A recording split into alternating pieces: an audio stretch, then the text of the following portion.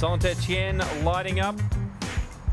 Scotland's football team played a crucial qualifying match for the 1998 World Cup at that stadium, believe it or not, against Morocco, and they won 3-0. There's a bit of nonsense for you. I'll tell you what is interesting, though.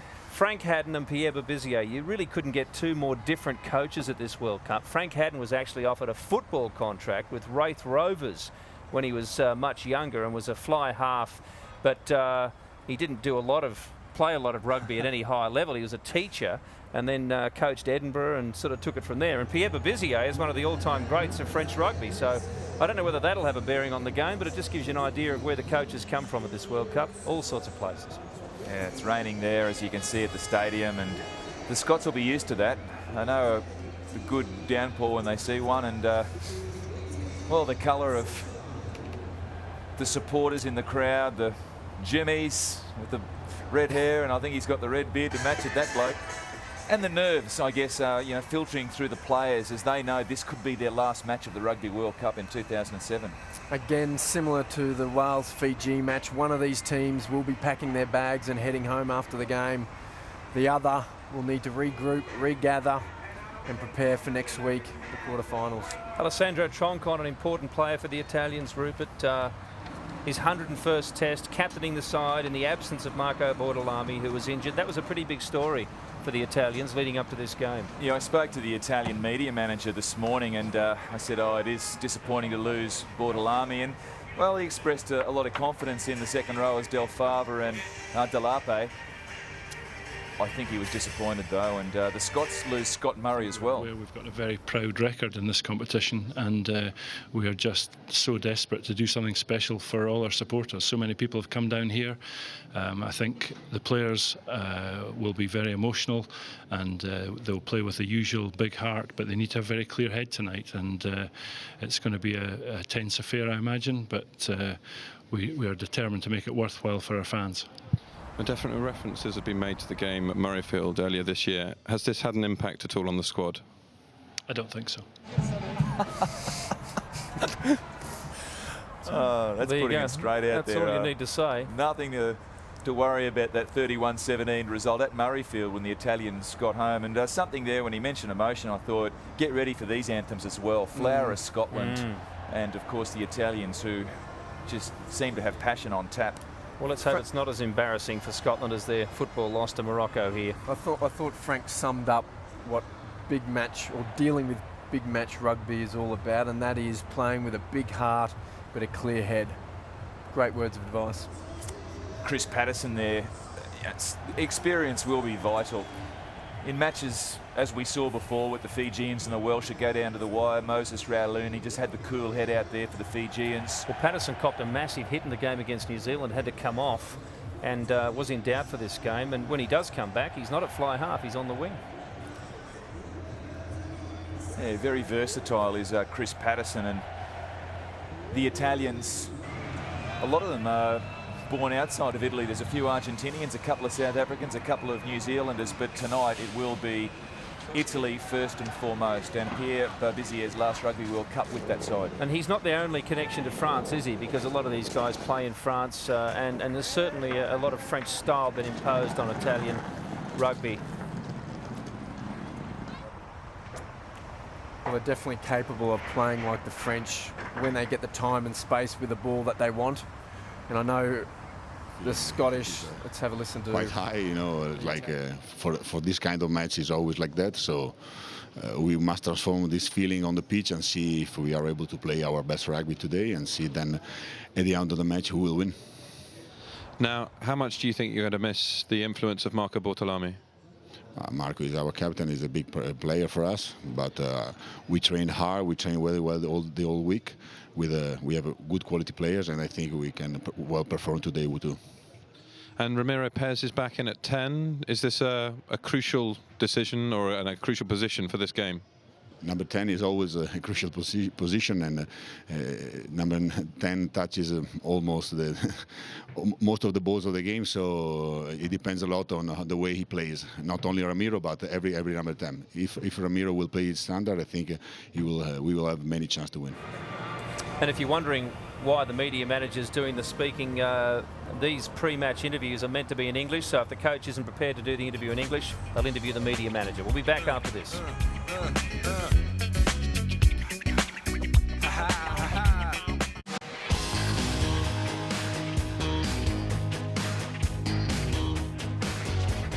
So the Italians await the Scots and the crowd tries to dodge the rain. Scotland, curiously, the only team at this World Cup at the moment not to have attempted a penalty kick yet.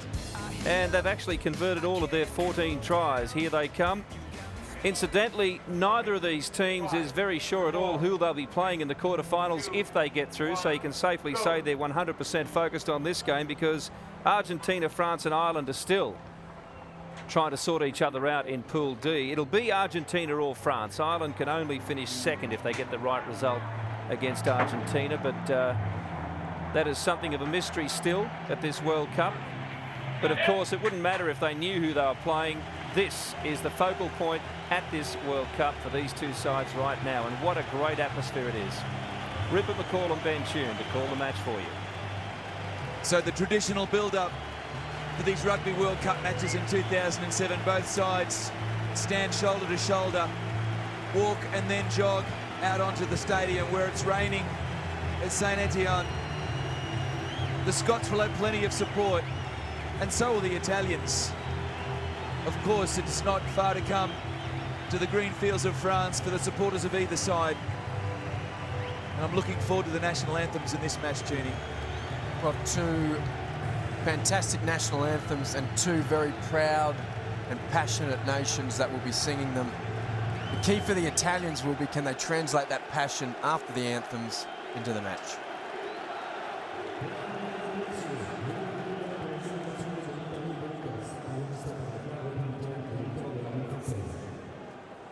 Ladies and gentlemen, would you please be accepted for the national anthems of Italy and Scotland, recorded by Rugby and the French Army Choir.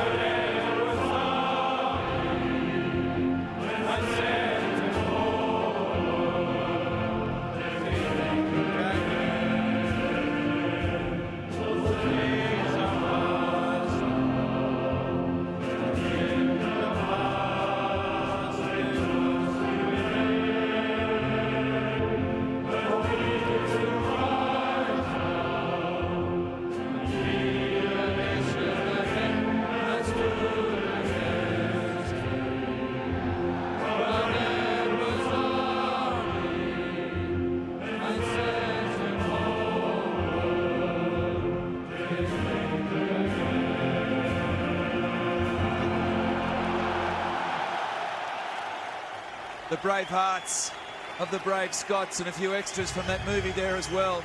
Tonight, they play lead roles for the Scots up against the Italians, who upset them in the Six Nations earlier this year. Well, which of these two teams is going to play these conditions the best? That will determine who ends up victorious this evening. These are testing conditions. It's a type of rugby where you don't want to play any of the game inside your own half. So unfortunately for some viewers, kicking is going to be, we're going to see a fair bit of kicking. And I reckon Bill Wood's mentioned that Scotland are the only team that haven't attempted a penalty goal during this World Cup. Well, I could bet my house on the fact that will change this evening. Left, right. So Jonathan Kaplan will officiate Saint-Étienne this evening. Big kickers for the Scots, Chris Patterson. And for the Italians, Ramiro Pez in the big left boot of their fullback, David Bortolucci. Stade Geoffroy-Guichard. This game will determine who joins New Zealand in the quarterfinals from Pool C. And the Australian-born Dan Parks sets the stadium alight.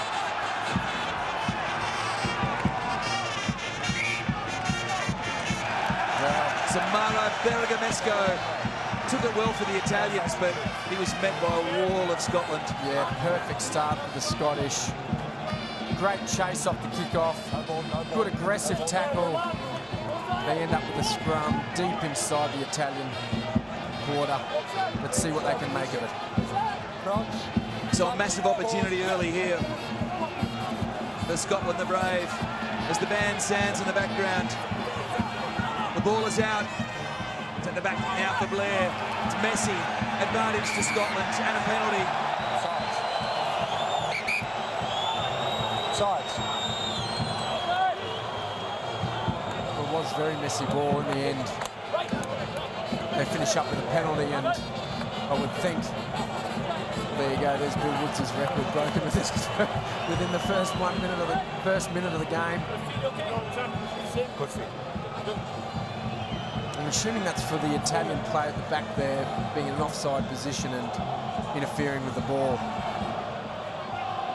So another wonderful atmosphere accompanies this cutthroat Rugby World Cup clash. The Wallabies earlier disposing of the Canadians, as brave as the Canucks were, and then all the drama of the circus. Fiji knocking the Welsh out of the Rugby World Cup and sending them back to Cardiff. Chris Patterson. 591 points for the Scots. Make it 594. 3-0 Scotland.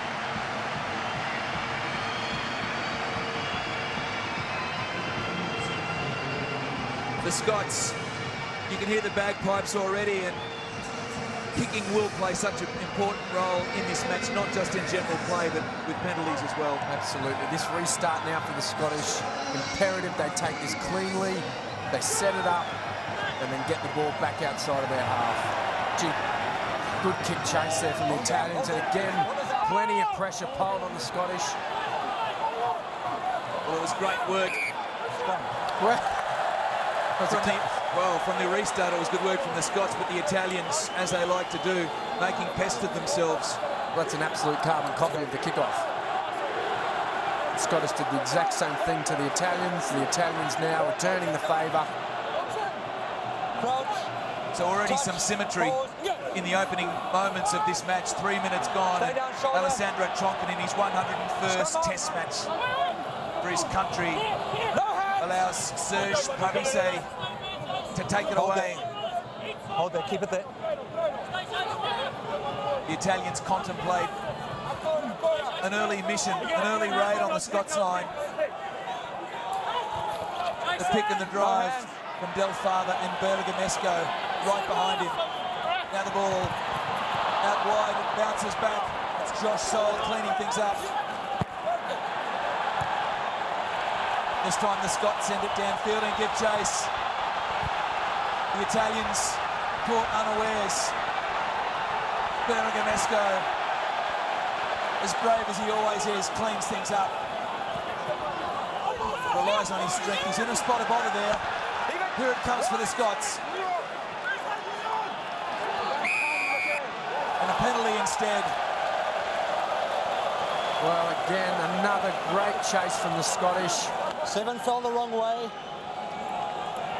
Holding on. Not releasing. I think it was Dewey. Straight on the ball. Mauro Bergamasco was the Italian player penalised. Plays his rugby with his brother, Mirko Bergamasco at Stade Francais. There it is there. He's got to try to, well, it's pretty tough ask getting him to release that. One thing is for sure and certain, the Scots have not come here for second prize. Well, no, they've definitely cranked it up again, haven't they? This is an urgency that Scotland, well, we haven't even seen remotely this type of urgency from them. Well, I'll be surprised if the atmosphere at Murrayfield last week against the All Blacks was as good for the Scots as it is here right now on the boot of Chris Patterson. Patterson, 2 from 2, 6-0 the Scots. Against Romania and Portugal, they didn't have to take a penalty kick. Against New Zealand, they never had the chance. But Scotland, 2 in the first 5.5 minutes of this game. And a mistake from Italy. They haven't played fantastic rugby in this tournament. And another mistake for the Scots to capitalise on. Restart's absolutely crucial, particularly, well, they're crucial anyway, but particularly with conditions like this. Just come across. Again, the whole point of the kick-off or receiving the kick-off is you get the ball inside your own half, so you need to set a really good platform to enable you to then get out of your own half. The Italians there, a very simple mistake. The Scottish now have a centre field scrum in a great position. So the two packs come together right on the halfway line, and some fireworks. Leave him. Leave it.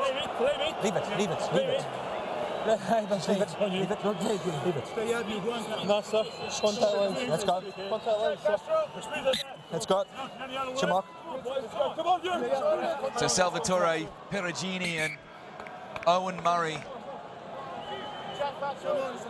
Oi. Just come in.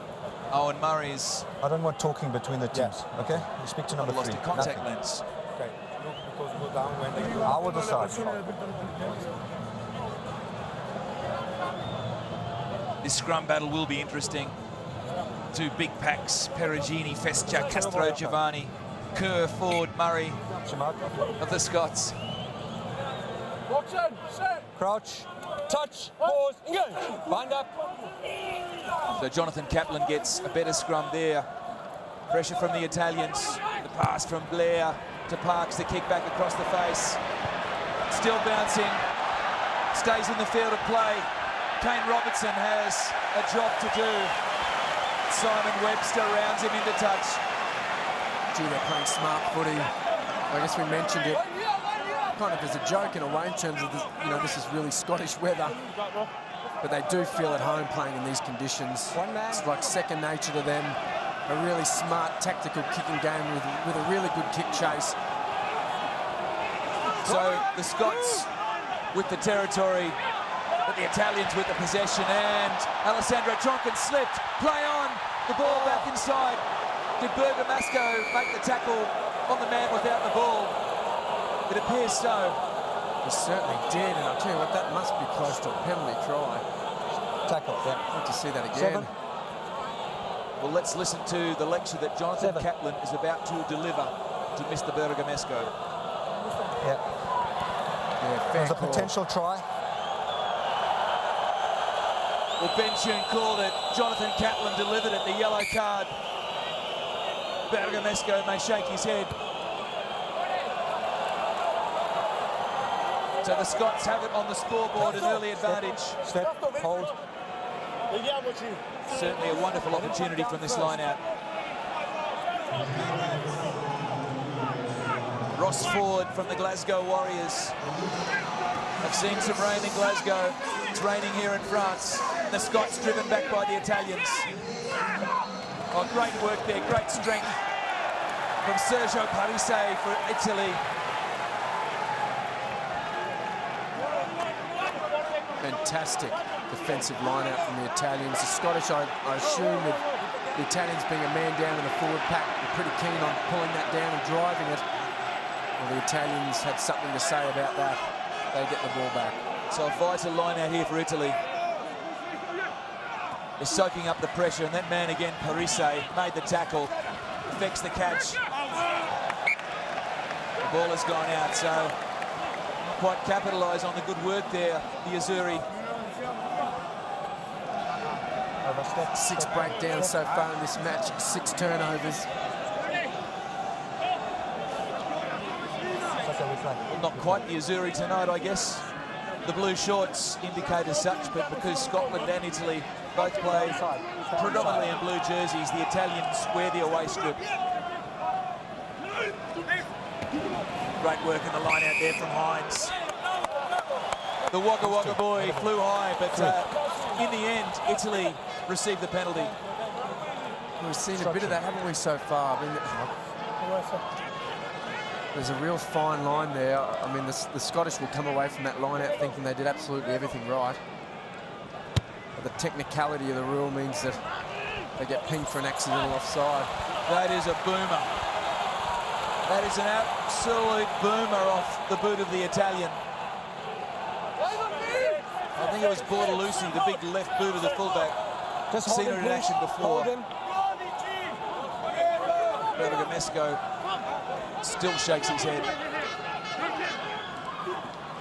So the ball won well there from Delape of Italy. And Troncon gets a little bit of backline action going, not for long. Ramiro Pez comes down, Lamont knocks it forward. Advantage Italy. Knock on, knock back. Scrum. So this scrum to pack down midfield, 24 metres out, a perfect opportunity for the Italians to get something going. Both sides. Absolutely, here's Lamont. Got up early enough. Misjudged it a bit in terms of where to place the hands. Well, that was the incident earlier. For Bergamasco, earned himself 10 minutes in the sin bin for taking the man without the ball, which in my book would have been a certain try. Just ordered a bowl of spaghetti on his way off the field there as well for later on.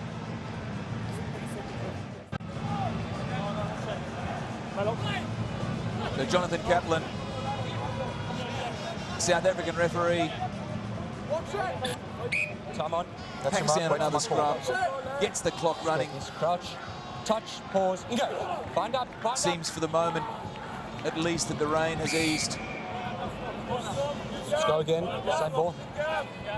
Well, you hinted at it before, but this is perfect attacking ball for the Italians. Let me sort that out. Centre field scrum. Good platform, you can attack obviously both sides of the scrum. With the right type of scrum in terms of which way you can wheel it, you can get an advantage in terms of the number of men. And here we go. Parise found Bortolucci, but the Italians... Knock on, knock back. Scrum. The Italians couldn't control it, but the first knockdown coming from Scotland. So once again, Italy with the scrum feed. Square, please.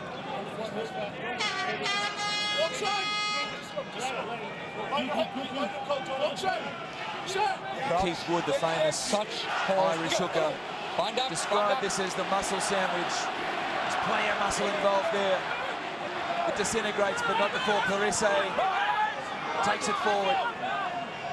Troncon, Pez, little kick through, not a little kick, that's a big kick. And the referee's over as well. Play on, this could be Italy. A metre out, Troncon sends it to the right, goes himself, Alessandro Troncon, and Jonathan Kaplan recovers as well to score the try, Alessandro Troncon in his 101st test.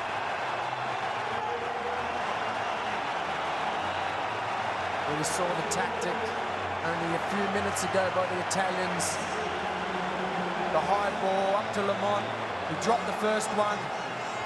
This one was under a lot of pressure, but still couldn't take it. How well did Miyako Bergamesco do then? Ran into the referee, maintained his momentum. Kaplan did just as well to regather his feet. confirm that the try was actually scored by Troncon. So the great veteran played 4 Rugby World Cups for the Italians, scores the try.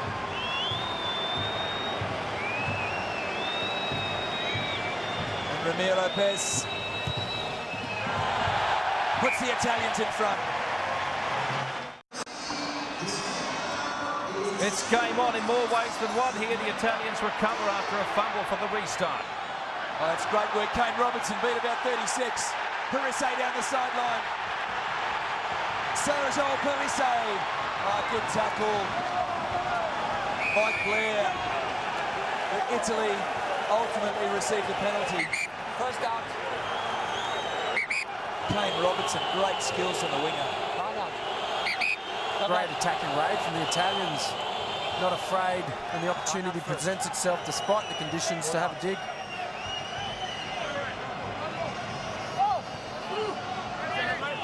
I thought Kaplan had blown his whistle there before. It's a brave tackle from Mike Blair. So this line out, the Scots to feed Simon Taylor. Does well for his side. Ross Ford drives it in the direction Italy want to take this one, and off the boot of Dan Parks. It's high, and we'll see a little bit of that tonight. Bortolucci from the safety of his 22 finds a brilliant touch. Well, Lamont, I think it is. Sorry, Dan Parks pleading with the touch. The touch, he thought the ball went out on the full. Step. Well, I thought that Bortolucci was in his 22 anyway, so maybe that's where Dan Parks went wrong. It's touch and go either way, but read about it tomorrow. Scotland find Jim Hamilton in the line out. The big Leicester Tigers second rower presents the ball well for Blair. The bagpipes play. Flower of Scotland is the tune, and the touchy raises his flag. The Italians, pretty fine effort to score a try with 14 men. But that is a significant point. Berger Mesco pondered from the sideline. His side scores the try. So Festia finds Parise in the line out. Alessandro Troncan pushes his men forward. The pride of Italy. Advantage to them. Parise has had a wonderful game up to this point. Number 3.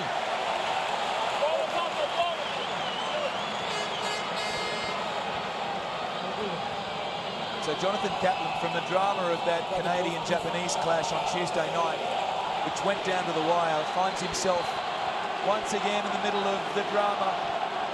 Rugby World Cup 2007.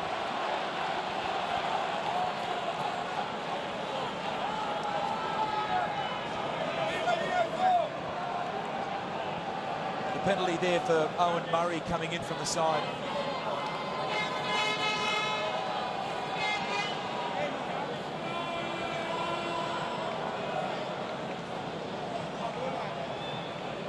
So David Bortolucci, it is who has the kicking boots on for Italy tonight.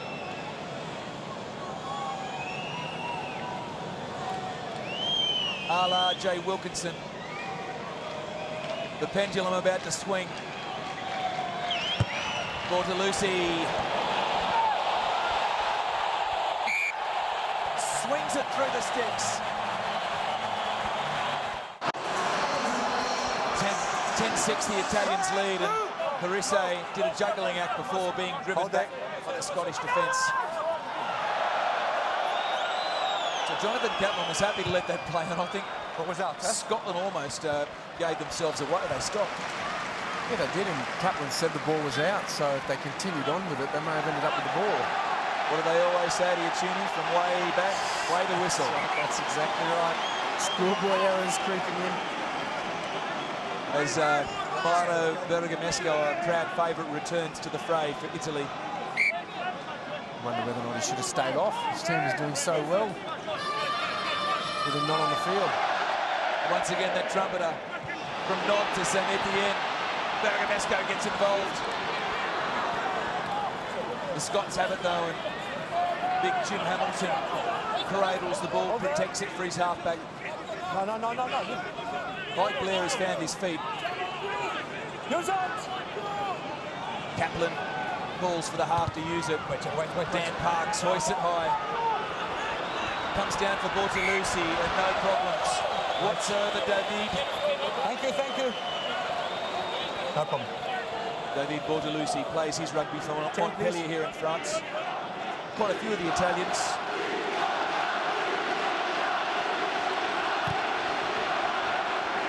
Got a great boot on him. Well, they're familiar with these stadiums, familiar with these conditions, having played their rugby in this part of the world.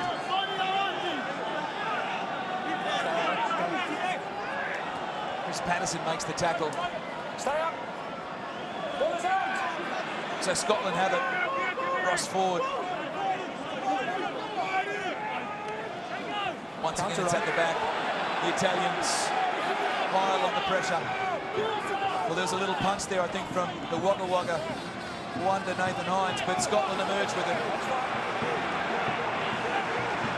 Italy, the little box kick, and the chase comes through. Oh.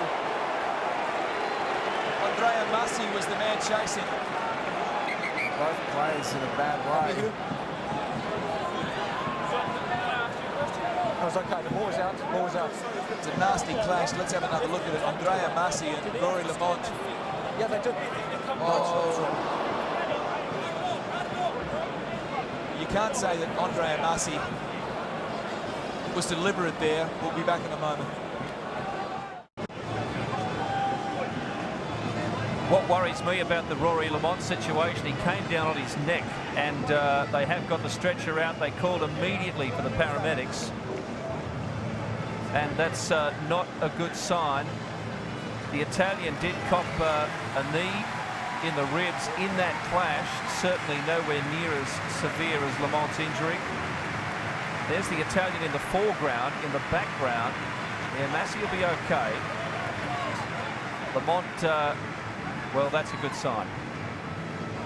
It's a better sign for Rory Lamont. Did you see Andrea Massi cop a little left jab from his trainer just to make sure that he had his mind on the job? It's just a bad accident, really.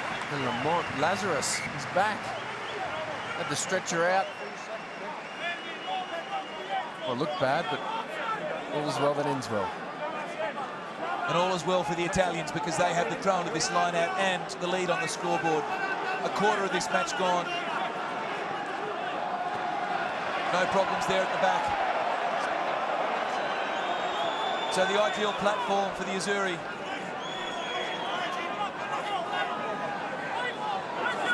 The forwards wrestle with it. Jonathan Kaplan, well, it's one of those meaningless obstruction penalties in this game. Relax. Nothing. Relax. Come on, Ross. Sorry, 7. You're talking. Just Box in. crouch, touch, pause, engage. Bind up. Mike Blair under plenty of pressure. The charge down from Bergamasco unsuccessful. Bortolucci. It's a little stabbing kick through, juggled by the Scots. It's slippery. This is Lamont, brother of Rory Sean. The Italians smash him over the touchline. Well, I was just about to question Bortolucci's tactics there. It looked like a funny sort of rubber kick to put in, but great result in the end. Just determined defence from the Italians. They now end up with the ball back. These sides have met 4 times since the last Rugby World Cup. It's 2 apiece. So the Italians certainly no easy beats. Castro Giovanni finds his mate Perugini.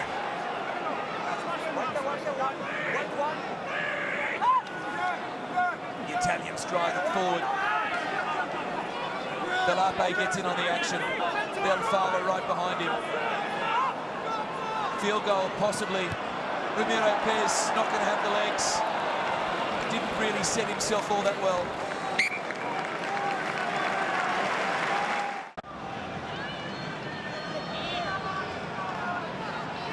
So the Scots will send this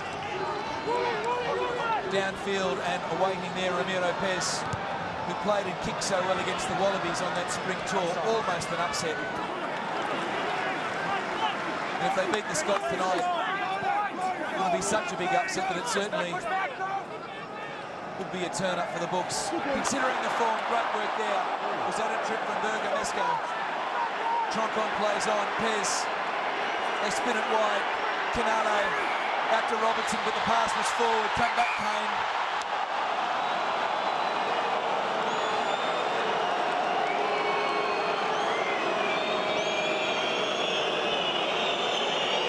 Sorry? Let's have a look here. Away. Parks Did you get anything? running a little dart. Could have been a 12. That's a good old-fashioned trip. Oh, look at that again. Phil Vickery was nailed for a trip in the first match England played against the USA. That pass was forward. It was forward. I tell you what, it was good to see Kane Robinson open up the lungs. He can move. Look quick. Crouch. Touch. No. Okay. Kane Robinson, one of two New Zealand-born players in this Italian side. Paul Griffin on the bench. Go again, same ball. The Italian scrum, definitely one of their strengths. The side made up of 3 Argentinians, a South African, and a New Zealander in this scrum, so that probably gives you a fair idea in terms of where they get the personnel for such a strong scrum. So Pierre Babizier has recruited well. Haven't there been some wonderful Argentinian props over the years? That's a fine kick from Scotland. It's a massive touch finder.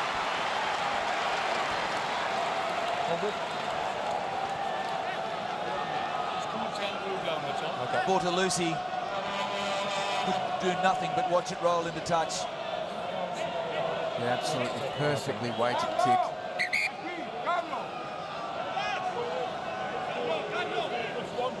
So the Italians have the lead on the scoreboard. They're up by 4. Once again, they're under some pressure as a Scottish player is guided off the field. Get an ID in a moment, but he looks a little dazed by the situation. So that is Rory Lamont. So still recovering from that head knock to the ground, the neck twist. That spectacular collision before. No! Hugo Southwell takes his place as Italy crashing forward through Castro Giovanni. Wait there. Troncon back to Bortolucci. Yes, you're on. Didn't have much angle to work with, and Lamont back inside to Hugo Southwell. Goes without it, Hugo. And Italy come away with it. Troncon spins it right. Bad numbers, but they're happy to kick at the Italians. That's a pretty fair nudge. Again, another fantastic strike of the ball. This is Southwell's first touch of the ball. Not great for the confidence. Just come on. Not sure. He's got the gloves on as well. Always questioned the effectiveness of the Michael Jackson gloves. Never thought about that option. Well, the gloves are off in the commentary box. Castro Giovanni lays it back for Bergamesco. Troncon. Pez. Bergamesco. Out wide. Bortolucci tried to put it on the toe. It's picked up by the Italians, and Chewy does well to get it back inside to Jim Hamilton.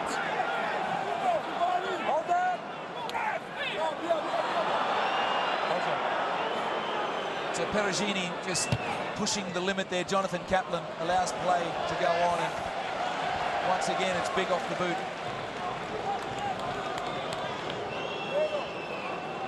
Dan Parks playing in the 10 for Scotland this evening, the Sydney-born Glasgow Warrior player. You can see why Frank Haddon opted to go with Dan Parks, given the conditions, his kicking game. It's been fantastic so far. He's already scored 66 points for the Scots in a handful of matches. Well, it came loose in that breakdown. There were hands. Thank you, Mr. Kaplan.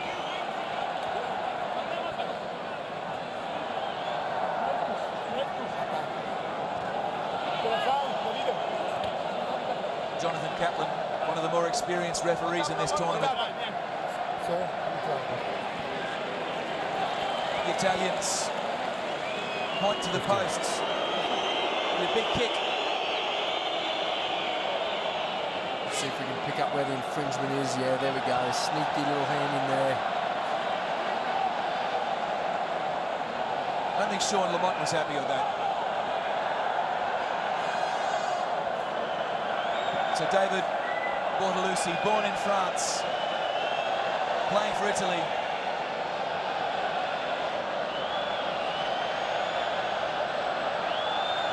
Still playing his rugby in France for Montpellier. The trademark toss, the blade of turf to assess the wind. This will be quite a significant boost if he can manage to get the distance and the direction. Well, he got the distance, but the direction was wayward. He's definitely got a big boot on him. I mean, that kick was off two. That kick was off 2 steps.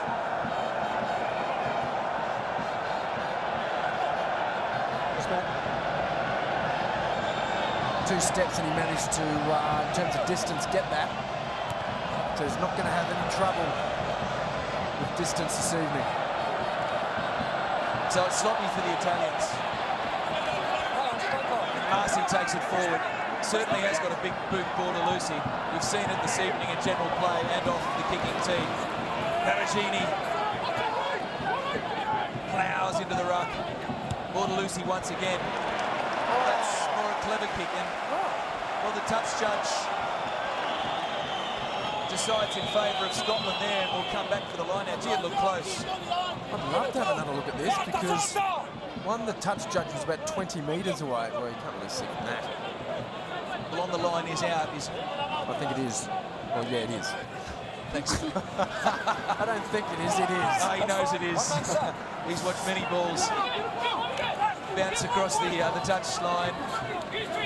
Ben Tune in his days with the Wallabies. Get outside! No, 5! Certainly well aware of that rule, and the Scots driving forward.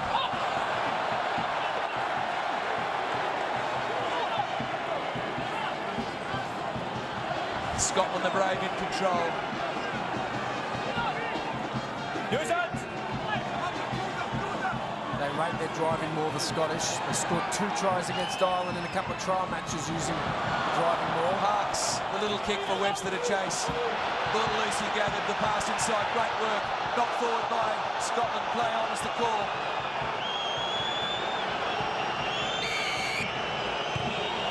Dangerous. So the advantage being played, was there a player tackle without the ball?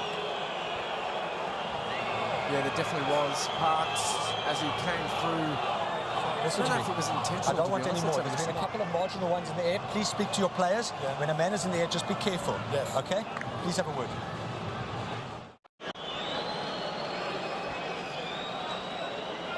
So there's Dan Parks.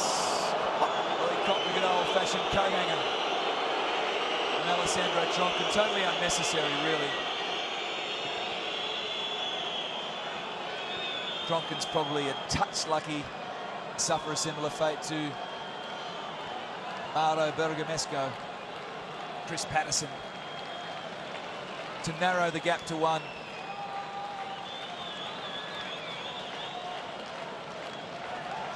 A hush from the crowd. The strike of Patterson. It's straight. Flags are up.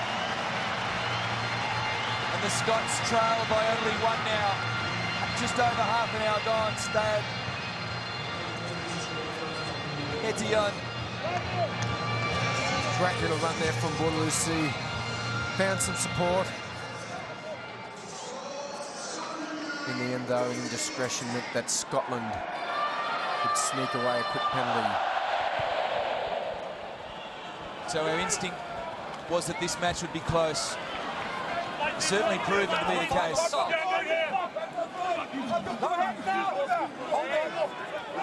Inside. Wait, yeah, wait. So there's some big boys in that mix. Putting everything into it, Nathan Hines. Lamont filled in at halfback, now Blair to Parks. Parks seemed to hook that one and stays in the field of play for Parise.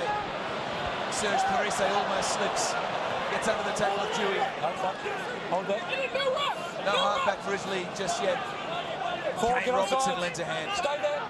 Stay there. Robertson it is who effects a pretty handy pass. Ramiro Pez can't find his touch. Back it comes for the Italians. Yes, now you're on. Robertson inside. That will find touch as that is off the side of the boot for Ramiro Pez. Just keep an eye out for us.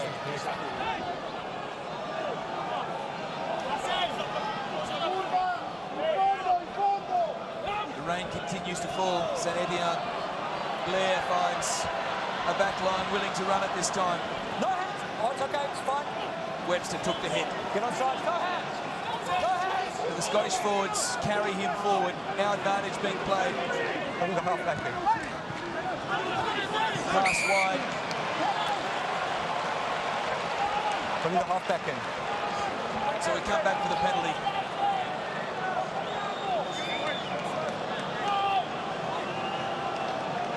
Well, the Italians just getting a little bit sloppy with their discipline. Only 6 minutes to half-time. Patterson now with a chance to put Scotland in front. Chris Patterson, his record has been impeccable thus far, 3 from 3.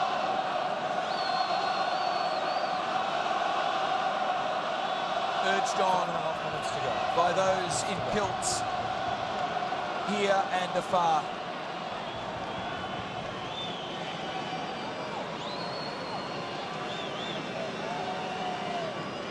This prolific point scorer,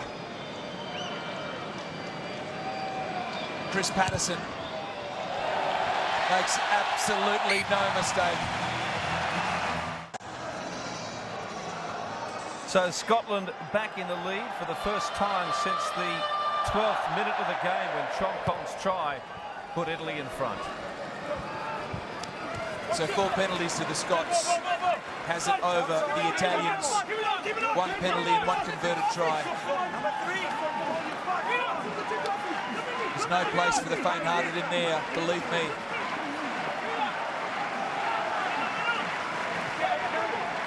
Blair clears now, and Dan Parks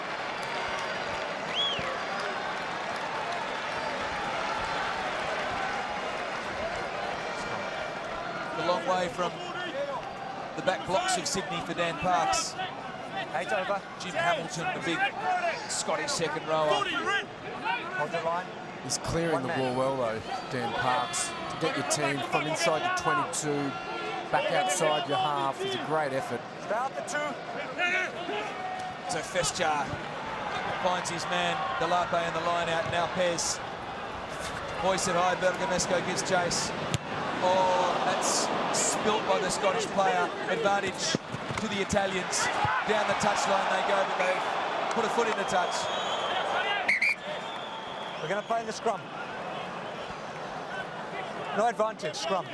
So the first knock on from No advantage. the Scottish winger. It was the barest of tags on the thin of the white line. Hugo Southwell, the replacement fullback, once again putting that one to deck. Let's get the gap. They want a short hit. Get the gap, you. Okay, just take the bind first, and it's a feet, okay? It's our ball, we don't want back. So Jim Hamilton there just giving the touch judge his version of events. Hey, boys, hey. You can see from the ground Touch. underneath the players, Pause. traction is a real Bind up. issue on an evening like this. Parise at the back holds the scrum up for the Italians. It's out now for Trongon. Yes, once again, the left foot, once again a tie. Once again, Hugo Southwell can't come away with it. Trongon looks to play on, but the Italians knocked it on first. Good scrum, boys. So in the shadows of half-time, let me pull 2 out minutes to an go. old age cliche. This has been an arm wrestle. If ever I've seen one. Just keep A this in, game of please, keep chess. this in. Crouch. You can see the Italians Wait showing Touch. their intent with pretty much any ball in hand. You're going to see a high ball. And as you mentioned, Southwell so far hasn't been convincing under those high balls. To Dan Parks. There's that right foot again. Gee, I'm impressed by the way he strikes the ball. Yeah, the boot of Parks up against the boot of that man, Bordelucci. A couple of the highlights for those who enjoy the finer arts of kicking in the game of rugby. When the rain falls, as hard as it is at the moment, you will see a lot of kicking. Territory is the name of the game, Festia. The Grand Parma Club. In Italy once again finds his man, Delape. Pes. Oh, Bordelucci. They went back 20 metres to find his boot, and I guess it wasn't a bad roost in the end. No, I still find the tactic a little bit bizarre because in the end they made 5 metres, but now Scotland have the ball back. So they literally passed it back 30 metres to kick 40. So forward to Hamilton, and the Scots bring it forward. Simon Taylor crashes ahead. There's the ball. So there's plenty being shouted out there from both packs. Hamilton, the tower for Scotland, forces it back for his halfback. That's Alistair Hogg.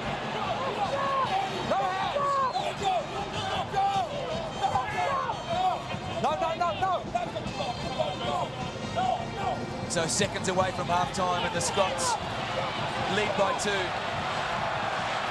The final chapters of this half unfold.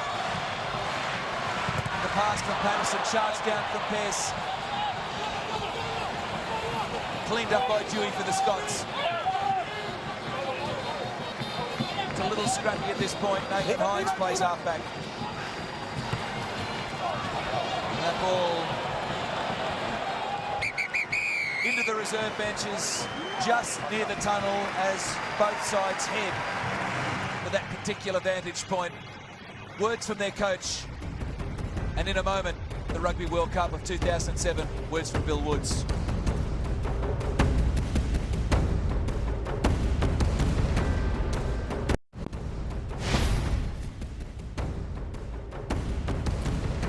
The opening whistle of this World Cup tournament, Scotland and Italy anticipated this game as a playoff for second place in their pool, just as we anticipated that Ben Darwin will be back from Bordeaux for a half-time assessment of this game. Welcome back, Dor. Thanks, Fritzy. The much-travelled Ben Darwin, 12-10 to the Scots at half-time, and a real tactical battle, not the sweeping backline play that we saw when Fiji played Wales, but nevertheless, while a different game of rugby, a very intense and strategic one. It is very much so. Pretty much in the set piece there's been parity between these two teams, but the point of difference is going to be in this game the ability of the 10s, Pes and Parks to kick accurately, whether they can basically kick between the posts and whether they can kick to the corners, because the forwards are fighting out their own battle, but so far there hasn't been a winner. If there is any advantage for any team in this game so far that I've seen, it's the Scottish rolling ball. They've been pretty impressive. Interesting, Italy did scrummage well against the Australians when Australia had their spring tour last year and made it very, very difficult for them. Admittedly, Australia's scrum was in its infancy relative to this World Cup then, but Italy are renowned for having a good scrum, and so are the Scots. They are. They're actually Scotland were pretty impressive against Ireland in a trial match earlier as far as the scrum is concerned. Again, we talked about the Italians having a large amount of Argentinians, which always equals scrum success. But it's not going to be about the scrum today. I think it's going to be about kick accuracy and kick chase. You can see the Italians doing a fantastic job here in the kick chase. I thought there was a little bit of obstruction here by the Italian 5 on this try, but through they go. There's a cause for contention during this tournament about whether obstruction's being used or not, but I think a man standing in that position blocking out the 2 and the 1 defenders might have been a cause for concern, but the try stands as it is. It was quite odd that, as Ben Tune pointed out, Italy's points came pretty much all of them while Bergamasco was off the field, which is good. It shows that they were able to control themselves under pressure. This was an unfortunate incident with Lamont copping the worst of that collision with Massey, but they both came out of it okay. Well, again, highlights of the first half of the kicks for goal, which is, I suppose, an unfortunate part.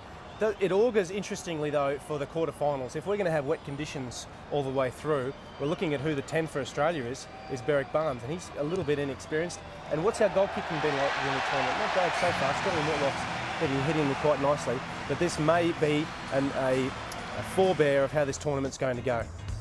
Okay, here are the stats, and it pretty much reflects the struggle it's been for field position and territory. One suspects if there's some juicy turnover ball in the second half and some Italian or Scottish flair can capitalise, it might just break the game open, but doesn't seem like there's a heck of a lot of points in it, does there? No, but what might happen as the game goes on is the defences will tire and the tackles will start to come up, and a couple of the guys might be able to get a few clean breaks, and it might come down to 1 or 2 tries, or again, kick accuracy.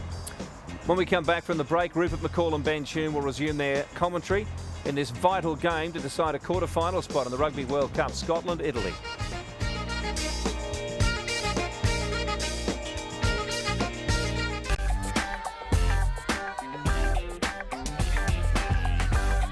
We're back. The Italians, the Scots. There's a lot of different shades of blue in the stands here at Saint-Étienne, but someone will be blue at the end of this game.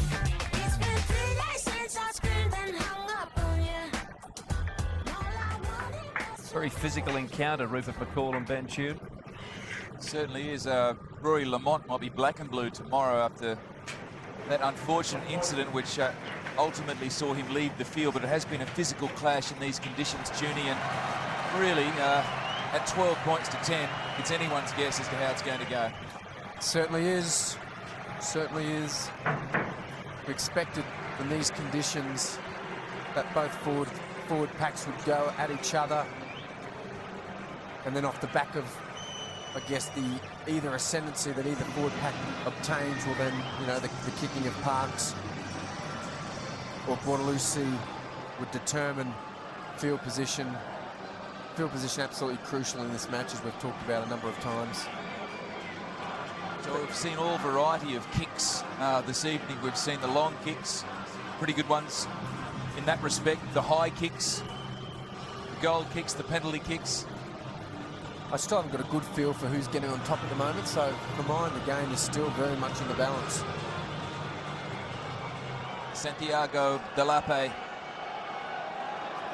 Of course, Marco Bortolami, the regular Italian skipper, is out injured for this match, and so Delape and Del Fava do the job.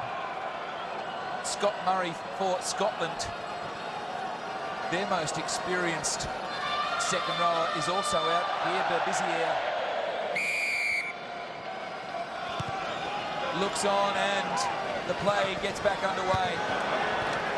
Once again, we saw some unconvincing play from the early kicks in the first half, and it's a carbon copy. Restarts are absolutely crucial. I don't know if the Scottish needed to carry that out. It's a tough call, because the one time that you let it bounce, it'll probably bounce backwards.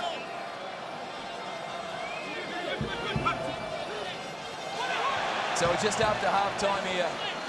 The world's longest half. Stade Geoffroy-Guichard. No, they've amended it now on the clock. And Saint-Étienne, and the trumpets and the drums. The atmosphere continues to follow this Rugby World Cup train.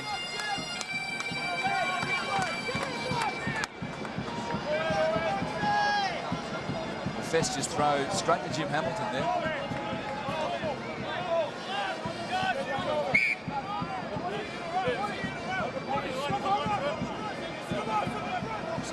Jim Hamilton flying high for the Scots, but that time Parise for the Italians. Bergamesco has it at the back. The Scots. The counter ball, Alessandro Troncan once again hoisted high. Kane Robertson pushed the Scottish player out of his road. And Italy earned the penalty. Scotland not holding their feet. Great work from Kane Robinson. I like the look of this bloke.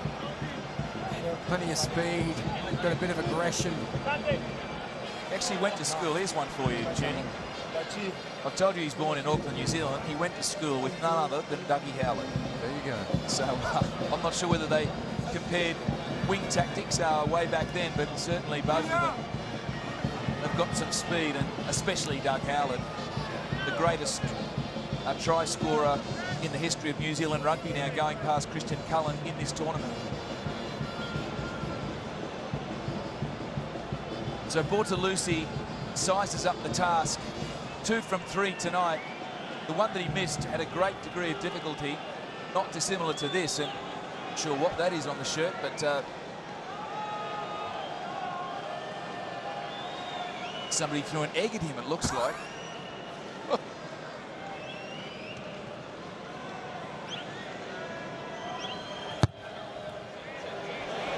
So this for the Italian lead, and it falls short.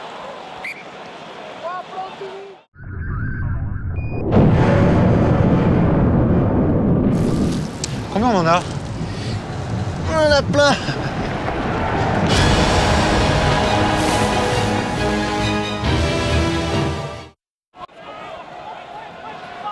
Three minutes gone, second half. Dan Parks with the drop kick. There's the big left boot of Ramiro Pes. Scotland return the favour. Once again, a kicking duel ensues. It might have been Bortolussi, and he has got a healthy boot.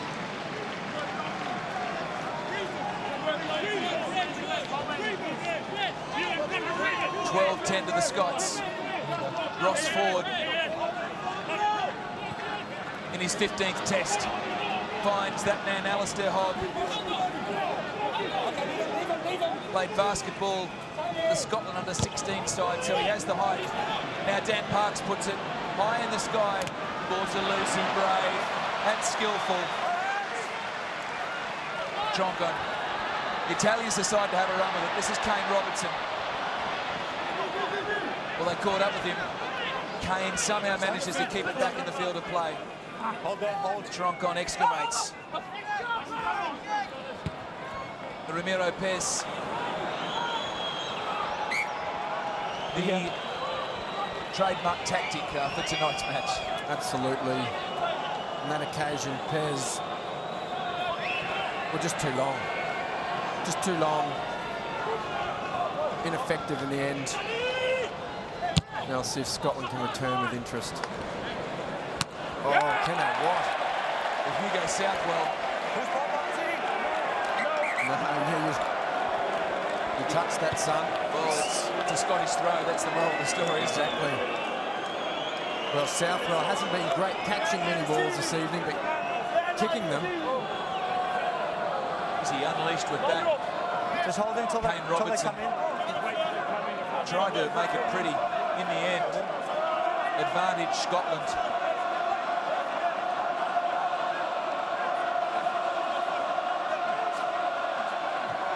Hines, the roars of the Scottish crowd. Finds Ford wrapping around Blair. Parks back inside. Dewey takes the hit. Blair goes to the right again. The Scottish forwards lend their momentum. This time Blair is monstered. But the penalty for not holding their feet, I think, is the ruling from Kaplan. Thank you. Masco. Great carry, mate. Great, mate. Over the top. Using everything, that boy. Oh, you're a few mates in there. Might have been Nathan Hines, I think. Sounded distinctly Wagga Wagga. That accent, I tell you what, Chris Patterson, he's had his kicking boots on, and this might be his easiest yet.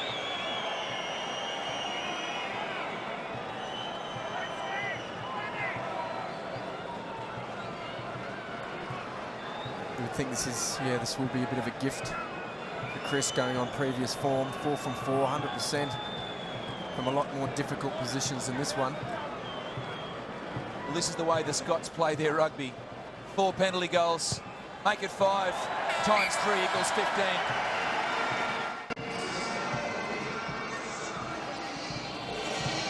The bagpipes sound at Stade Geoffroy-Guichard.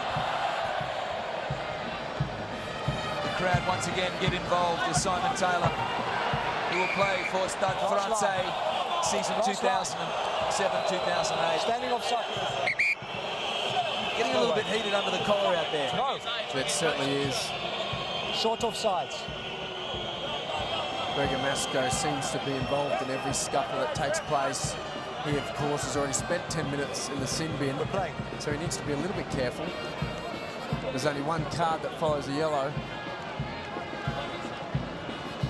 That's a red. And we know what colour that is. That is something that Mauro Bergamasco doesn't want to face.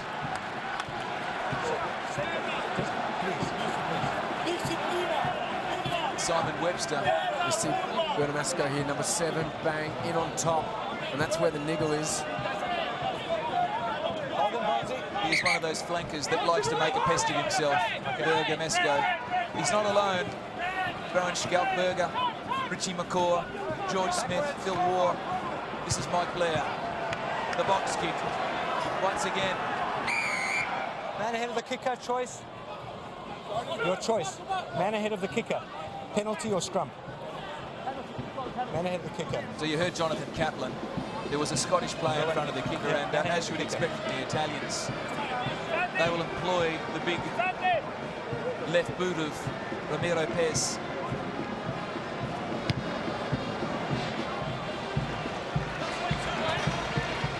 Nice roost. So the Italians from that penalty will feed this line out. As a change is made from their bench, Valerio Bernabo. In fact, it's Andrea Locicero who replaces Salvatore Perugini.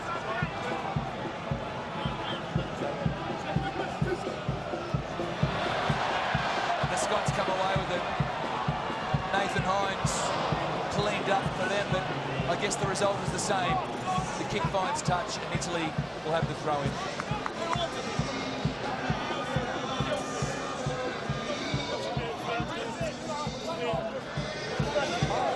The Italians, you would think, will attempt to drive in more from this line out in these conditions.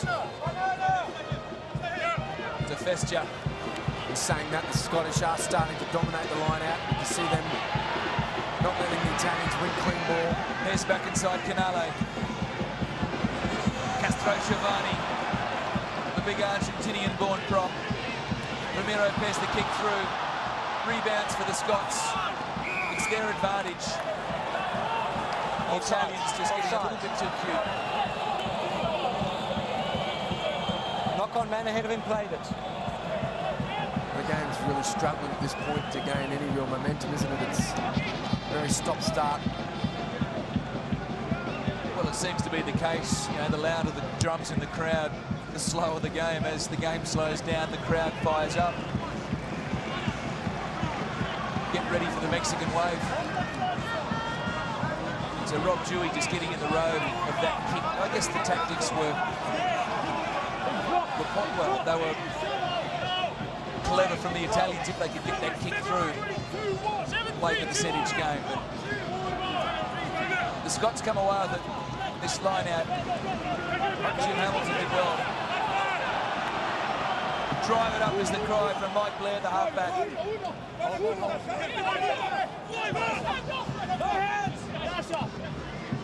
So from that tangle of bodies, Blair to Dan Parks, who looks for Lamont. That's knocked forward by an Italian player, and a penalty to Scotland anyway. Well, as disheartening as it may seem to some viewers, just try to get an appreciation for why these tactics are being used. This is exactly why. Nearly every time you employ a box kick or a centre field bomb, particularly in these conditions, just puts so much pressure on the defending side, and turnovers or penalties can ensue, and then you get a chance to have a crack at another 3 points. So as frustrating as it may seem, the players are really just working with the rules. Well, both sides, they don't want to go home tomorrow. Chris Patterson's boot has been the saviour for Scotland on so many occasions. Maybe tonight, once again, for the Scots in the crowd and back home. The penalty for an offside. As the rain falls, Saint-Étienne. Chris Patterson, the sharpshooter, 18-10, the Scots lead. Well, that's 12 unanswered points from the Scots, all from penalty goals since the 17th minute of this game. Gives you an idea of how it's going, and the rain's still falling as they restart. Ramiro Pez does exactly that. Now the Italians need to come back into this match. Hold there. The deficit is 8. And the boot of Chris Patterson is proving elusive to the Italians at the moment. Well, the only way they're going to get back into the match is if they improve their discipline, because every time the Scots have been within 30, 40 metres of the Italian line, they've given away a silly penalty. And you've got to kick it like Chris Patterson and wander on up and slot them over day in, day out. They're not far off at all. So Fabio Ongaro is on for Carlo Festia. Ongaro finds his target in the line out. His feeds Bergamesco. Once again, Troncon. The dish between forwards. That's exciting from Ongaro. Across the 22 he gallops. Is this the Italy that will get closer to the Scots? Lo Cicero was good. Troncon. Pez back inside the Canali. Castro Giovanni. The crowd roars. Troncon. Was there a little knock on Pez? The short ball off the shoulder to Marcy. Nathan Hines. Jonathan Kaplan wants a word with you, son. 7 out. Bergamesco again.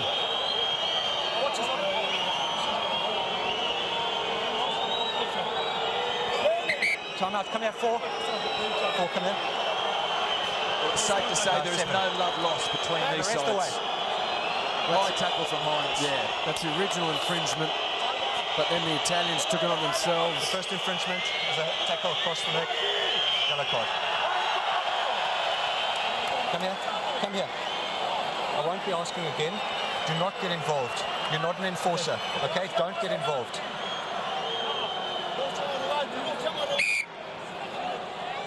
So Nathan Hines earns himself 10 minutes in the sin bin. He does. For a high shot. We saw that from Bergamesco in the first half. It wasn't costly for the Italians because they scored while he was off, but Nathan Hines hasn't got a great record in this respect. He, in fact, was the first Scot sent off in international rugby history, the match against the USA in 2000. So the Australian boy letting the discipline slip there and letting that tackle slip up too high. Good attacking raid we saw from the Italians finally, keeping the ball in hand. I'm not sure if it was worth a yellow card myself, but anyway, it's the decision the referee made. Bortolucci. He's focused. And he gets the Italians 3 points closer. Italy's second penalty goal for this game, and ironically, Scotland had not kicked a penalty goal until this game, but all their points have come from penalties, 6 of them. That is the state of the nation, and that is a good kick from the Scots, hitting Bergamesco back in the corner. He's been in everything, Mauro Bergamesco, when he's been on the field, that is. Now Nathan Hines earns a 10-minute rest, and how can the Italians capitalise on it? Well, I guess if the Scots do as well with 14 men as the Italians did, the Italians could be in trouble.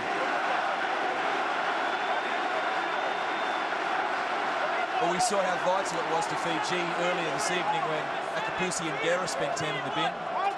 Wales came roaring back into that match. So it will be interesting the next 8 minutes or so. Parks the short ball. Dewey crashes forward. Parks back inside. Jason White was his target. Castro Giovanni tried to get his hands on the ball. Right there. No. That's it.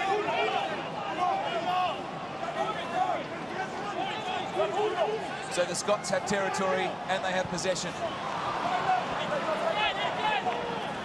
Lamont crashes it forward. The platform laid. Get on sides, 8 blue. The short ball there to Southwell. The Scots have lost it, so advantage Italy.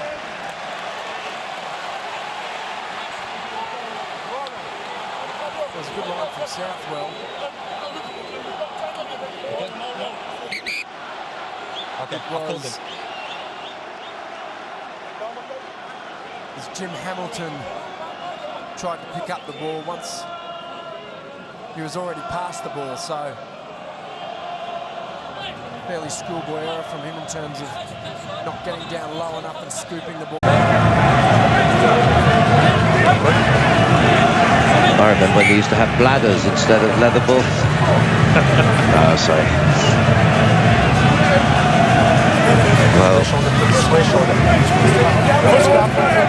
said before, time for cool heads. Don't give away penalty opportunities. 22 minutes to go. Applies to both teams at 18-13. Touch, pause, engage. Death or glory, as the French newspaper headlines had it for these two. It's so fading.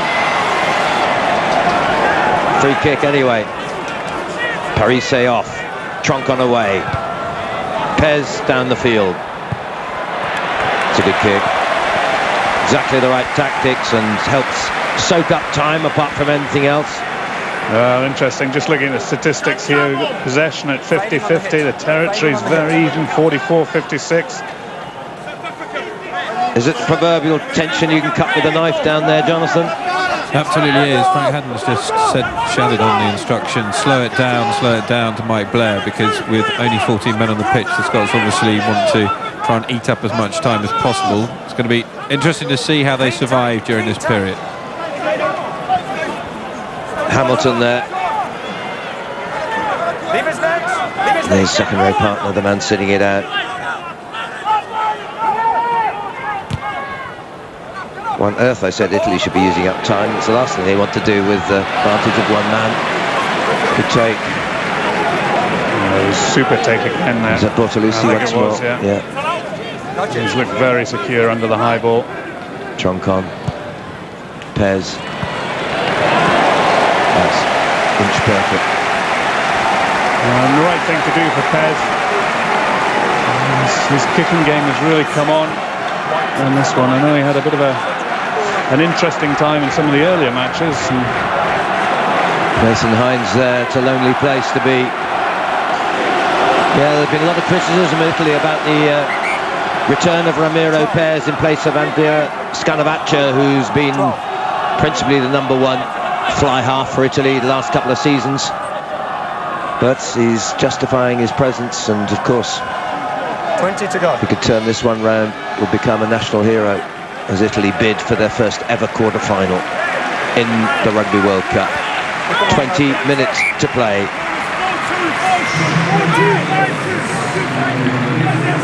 So it's Andrew Henderson. Very similar player to Rob Dewey, and had a powerful man again. Fantastic return to international rugby in the warm-up international. Scored a hat-trick. Yeah, against Ireland, yeah. Yeah. Became a father that week. Sleepless nights, scored a hat-trick. Pretty good week for him. And beat Ireland 31-21. Those games count as nothing now. All the preparation, all those intensive months away from the rugby pitch and up in the hills and in the changing room in the, I think the other, as you mentioned right at the start, is much greater physical presence that Scotland have than I've ever seen before. Here's Josh Scholl winning ball for Italy, still with that man advantage. First thing for Scotland is to concede no points while Hines sits out the 10 minutes.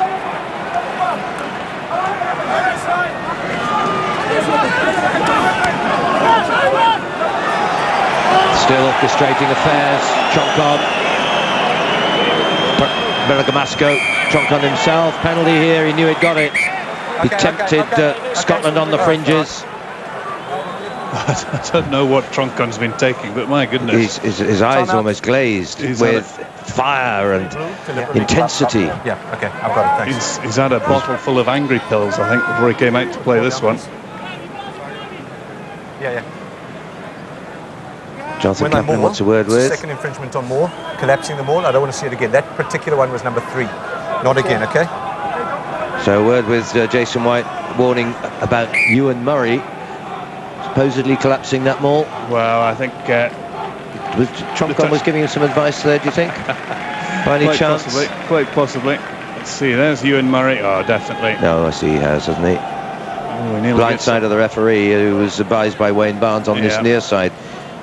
So, well, this would be nerve-tingling for the last, well, it will be, won't it, for the last 18.5 minutes, whether this goes over or not. It's only one score between the sides. This will bring it within 2 points.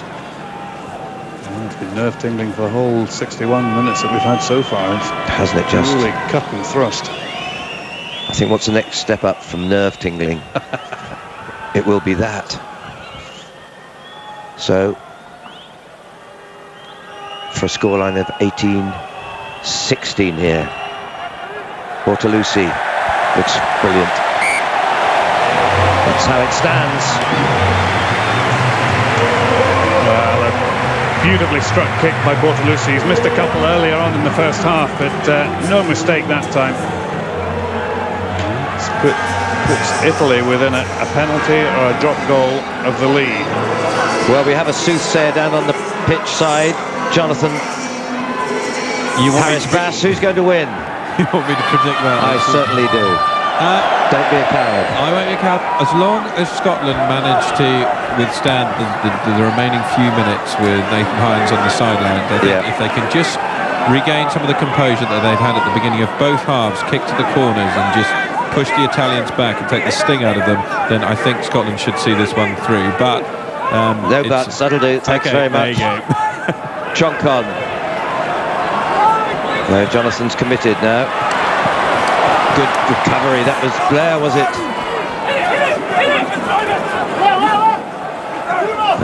Those little mistakes, a missed touch fine could be what turned the game one way or t'other.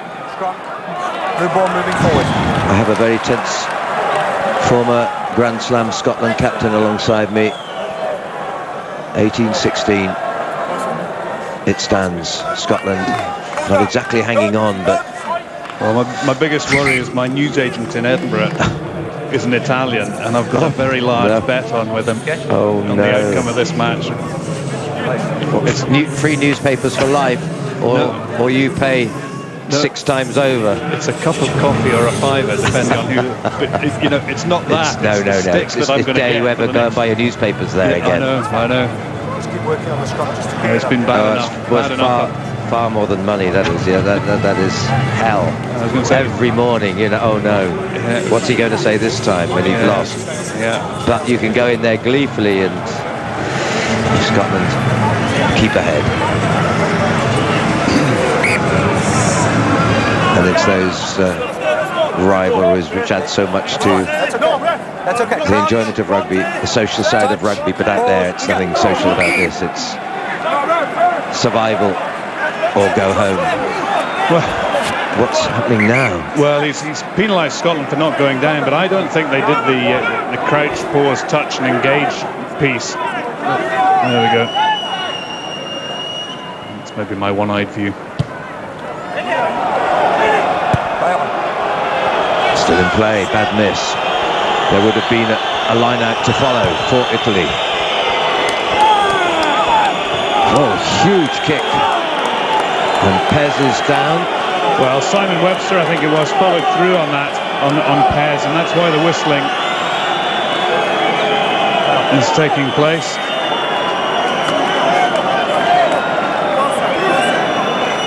Let's have a look and see if this bears any relationship to a soccer type. Beg your pardon, Simon Taylor rather than Simon Webster. It's not a big hit, is it? It's not a big hit. But you know what happens when Roma or Lazio or AC Milan are in the opposition penalty area. You tend to see a few of those. Well, you do, unfortunately. And a lot of them in the film industry, notably in Hollywood.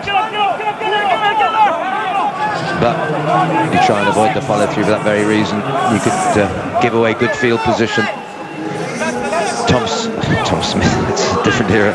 Craig Smith comes on for Gavin Kerr with a quarter of an hour to play. Fresh legs for Scotland. Pressure here, self-induced by Italy. Bortolucci, is it? Back there. Hard to see from our distance. Disappointing, that turnover. Scotland just beginning to get one or two little drives together. And you just sense they're trying to manoeuvre themselves into a position where they can put Dan Parks into the pocket to try and drop a goal. There we go, just a little bit untidy. Well poached by Sergio Parisse.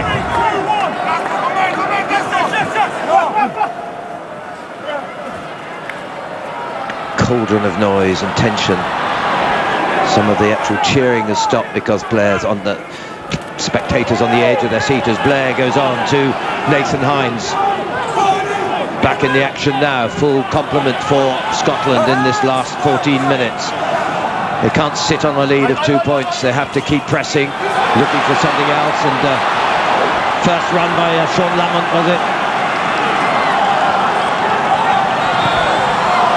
But again, the mistake has let away the position and the pressure taken out of the pot. Just little errors, because fractions of inches. Have just tried to put that inside pass in there. Just a touch too far ahead of the man, wasn't he? He was a little bit firm on the pass as well, I think, Dan Parks. Some good handling in these conditions. Good offload there by Nathan Hines.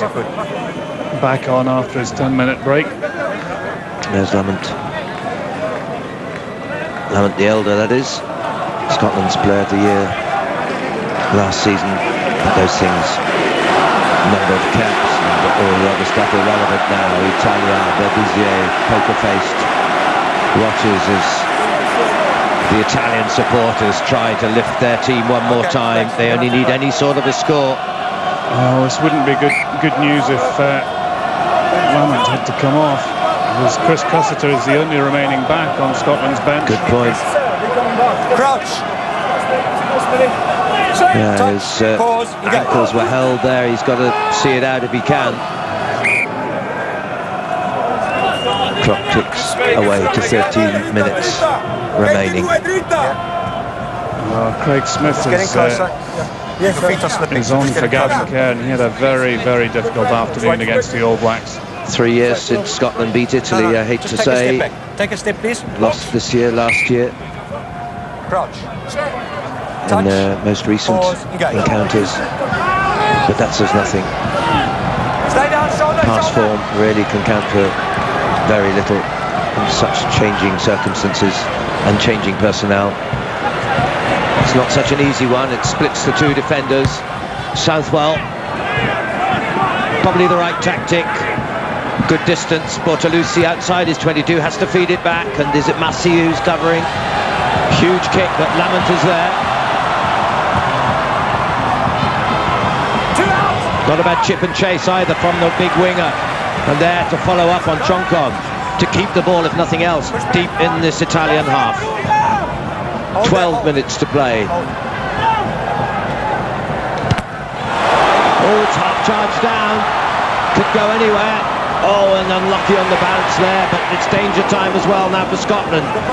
Kane Robertson trying to break out from the 22. Well, that could have sealed the outcome of this game. to be from a Scotland point of view, and that's not in touch either. And so here's Southwell again. Still, it's a good ploy, and it's a beautifully judged kick, and the mark is called, and it's a fiery, as he has been from the start, Mauro Bergamasco. Just feels, I think, sometimes no one's allowed to tackle me. I mean, that was just ridiculous. Of course, Southwell could. Yeah. The mark was called and given. Fair enough. But you made the point, Nigel, it's going to be down to little mistakes, and just one or two little mistakes beginning to creep into the Italians' game. They would That's in touch. Kick charge down, and but equally, you know, one or two mistakes from Scotland, just being dispossessed, conceding the penalty, that little knock on there. So finely balanced, this game. It really is.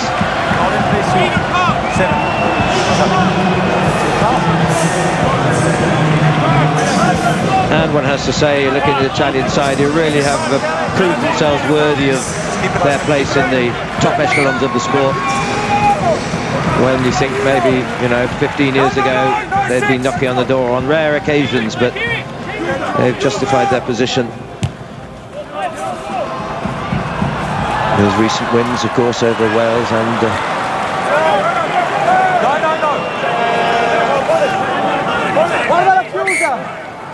Yes, I think we said before the match going into it, if we'd taken these two sides on form in the World Cup so far, you know, Scotland would be the favourites, but I think the conditions, as we were talking about earlier, have been a great leveler in this match. I think so. And made it very, very finely balanced. Well, Scotland have done pretty much everything pretty well, you know. I'm forgetting the New Zealand game because it didn't really count insofar as it didn't involve these players out on the pitch here, barring a couple. Kelly Brown's in for Alistair Hogg. There he is. There he is with the scrum cap, number 19. Kelly Brown, another of the Glaswegian squad.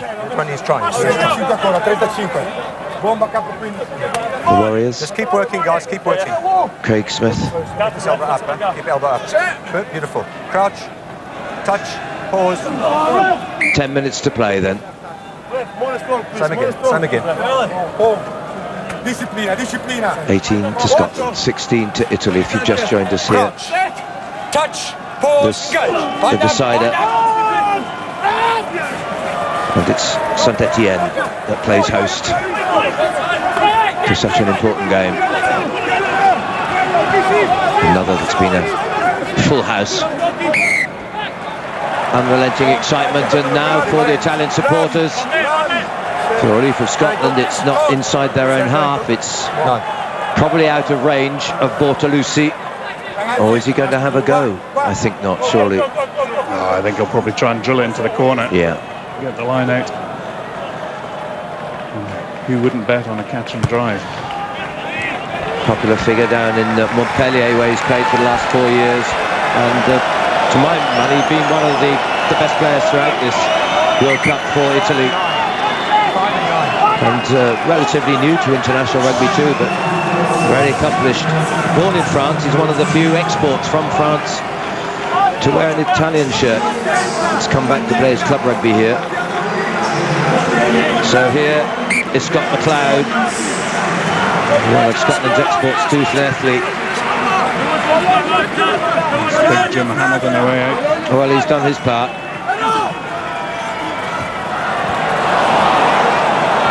Oh, well pirated by Simon Taylor. Possession so much here, and Chris Cussiter has come on. So the last throws of the dice from the two coaches. Yeah, I think Bortolussi is a real find for Italy. They've struggled to find a full-back who has a sort of assuredness and ability to kick from hands, security on the high ball, and you know, he's been an outstanding player this evening. He has.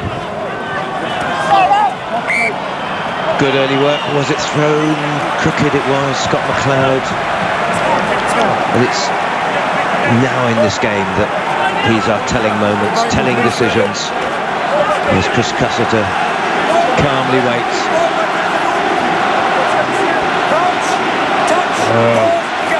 of the 8 players, Troncon, who's played over 100 times for his country. 101 tonight of his caps. Pears in the nice little slip ball, rehearse move. Great counter that by the Scottish back row. Pears, another of those cannon-like kicks booming down on Southwell. Too far that time. Not a bad idea, but no one pressuring Southwell under that kick, and he had plenty of time to take it safely. But not easy, given the situation in this match. A knock on there, you know. Well, absolutely. You know, in these conditions. Yeah, anything could have happened. In front of the post, Italy put into the scrum, my goodness. But if it had been sort of 10 metres shorter, just on the 22. We're playing on. Make the call. It was Mirko Bergamasco covered that well, didn't he, Jason White? He really did. He read that inside cut from Andrea Massi so well. Come on. He's like a real Highlander, doesn't he, Craig Smith?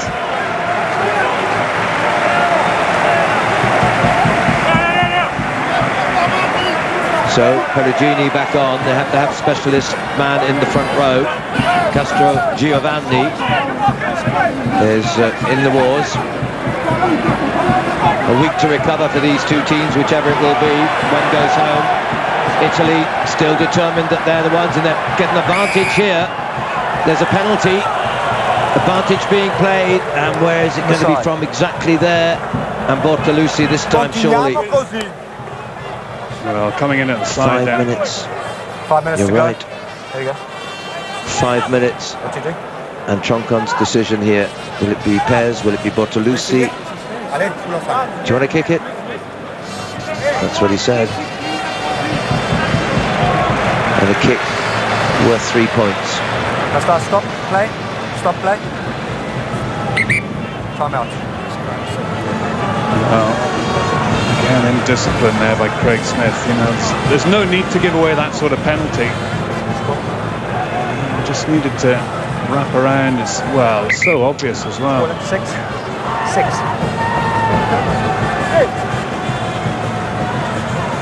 Guys are starting to come in from the side of the last commitment of Pierre Berbizier. Okay, please. To Italy, formerly, of course, France's coach, the '95 World Cup. Talk to me, And they came third.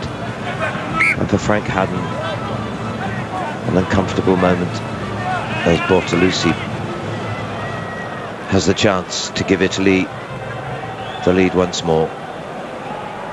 And that would be by a single point. 4.5 minutes remain.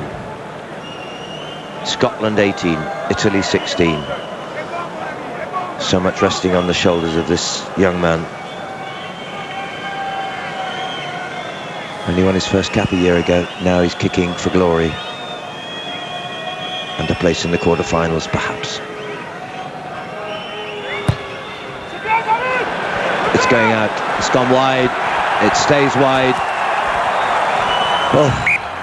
Well, it was not a smile of relief. It was just a gasp, a sigh, and desperate moments for the Italian supporters in the crowd. And the young man who scarcely deserved that fate. He's been one of their best players throughout this World Cup. Oh no, he can't believe it.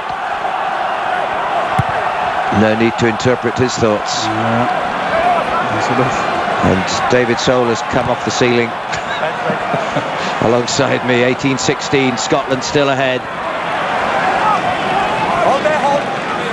Well, it's been gripping from start to finish. Edge of the seat stuff for the rival spectators and supporters around the world, I'm sure.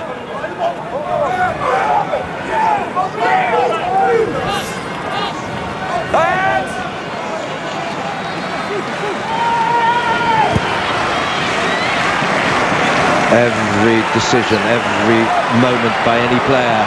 Ball well into touch from Parks, but it's going to be a counter-attack thrust, and great foraging, great work by the Scots, including Chris Patterson there, following up so fast with his back row. Do they put it to touch? They obviously want to drop it deep, but not in touch. Here's Sean Lamont, another high little chip ahead. Chip and chase. Still in play. But that's going out. Clock ticks away. This isn't good for my blood pressure. This is aging David Soul by the minute. Well, the right thing, I think. I'd like to see Sean Lamont put that a wee bit higher up. And a bit further. Yeah. And stick it deep into the Italian half. Make them play from there. Pez just missing out, trying to keep it in play, but it rolls to touch, and Scotland have the throw. Nathan Hines. Oh, he's run into his own man. It's accidental offside. Oh, just a couple of wee mistakes. They got away with it at the line out. Ross Ford overthrew. Of course, we don't know who will play whoever wins this yet, do we? In the quarter-final. No, all that to be decided tomorrow. Tomorrow. Ireland, Argentina, the big match. And France playing Georgia as well. No foregone conclusion in that even. Gallon on rather. Andrea Massi on. Go the right way round in a minute. Ezio Gallon replaces Andrea Massi with a minute and a half to play. Nathan Hines. High moments and low moments for him in this one. But he's, like the rest of this side, has given everything. And I think at least Frank Hadden can be well satisfied with that. But you wouldn't expect less, would you, with Scotland 15 in a World Cup? No, they've really stuck in about the task. It's just been very difficult. Neither side has been able to get periods of ascendancy which can turn the match. And, as a consequence, it's been just nip and tuck right the way through. Every second sounds the death knell for Italy. With just over a minute to play, one last flourish is there. Any sort of score would do. This is Mirko Bergamasco. It's not been a night for three quarters, but of powerful forwards, gritty, hard yards at every point, and tactical kicking from fly halves as Kane Robertson shrewdly comes inside to keep the ball in play. Troncon, we're down to the last minute. And again, it's Bergamasco, Mirko in the midfield, and Troncon is the dream about to be extinguished by just 2 points, not yet necessarily yet. Kane Robertson, and still the best passage Italy have had for some minutes now. And again via Pez. And we're down to the last 20 seconds of normal time. And passage number, 5 or 6? And remember, Scotland cannot afford to give away a kickable attempt here. 3 points is all Italy want. 3 points only, any sort, drop goal, penalty. Troncon, perhaps trying to tempt the man offside. They come again. No chance of a drop goal here. We're into injury time. This is the last play. Troncon, Pez, lobs a poor pass. Good pick up by Robertson. They can set it up again and go once more. 18-16, change of tactic. Up comes Bergamasco. Scotland go for the touchline. The crowd of Scotland supporters cheer them to the echo. They have done it. They have done it by almost the narrowest of margins. It has been an enthralling contest, a gripping contest of tension, of nerves. But Scotland and Frank Hadden's men have come through. Italy are desolate. It's all happened by 2 points. Scotland through, 18 points to 16. And alongside the Scotland coach and the players, and there's a bit of an argument with Bergamasco with referee Jonathan Kaplan, alongside these relieved Scottish players, the most relieved man within, well, a million miles of me is undoubtedly David Soul, and well, you don't want to go through that again. Oh, I certainly do not. It's just gripping from start to finish. I mean, as I say, it wasn't an evening for spectacular rugby. It wasn't an evening for a lot of tries to be scored, but my goodness, the intensity of this match, and you know, so much at stake for both sides. And it's just even Stevens right the way through. You look at the statistics, 57 tackles to 55 tackles, 51% territory to 49% territory, 45-50, just so evenly matched this game.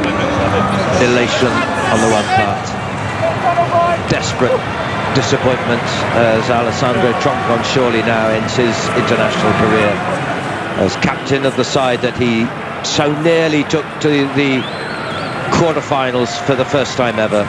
But Italy, well, we know they're a force in world rugby now, and there'll be no consolation for coming second tonight. And the relief for this proud Scottish squad who've given of their best and achieved, to be fair, they've achieved what they wanted, and that target was a place in the quarterfinals. Anything else was going to be a bonus, as they say in that horrible phrase. But they've got it, and they've again made it to the quarterfinals. Generous applause from all the Scottish supporters here too. A bitter man, I sense, is Mauro Bergamasco, but it was a torrid night, a hard night, and it was always going to be, I sensed from about 15 minutes in, it was going to be a long, hard graft, and one or two moments would turn it, one or two kicks, as they did in the end. Well, I suppose it shows the value of having the best goal kicker in the world, the guy who slots 6 out of 6. Absolutely. All some very difficult kicks. But one can't fault the commitment or the passion or the pride that both sides have shown in this compelling fixture. And it was just totally compelling. Absolutely. In a very different way to some of the earlier matches today, which were very flamboyant, lots of fantastic rugby. It's just the intensity of World Cup rugby at its best. The heartbroken captain of the original squad, Marco Bortolami. The dream has not been realised for them, but it has. Elation. Nothing quite like it. But captain and leader for the night, inconsolable even by his own senior. Well, the highs and lows of winning and losing at international rugby. Damasco says, what does he say? This isn't the end of it. This is the beginning.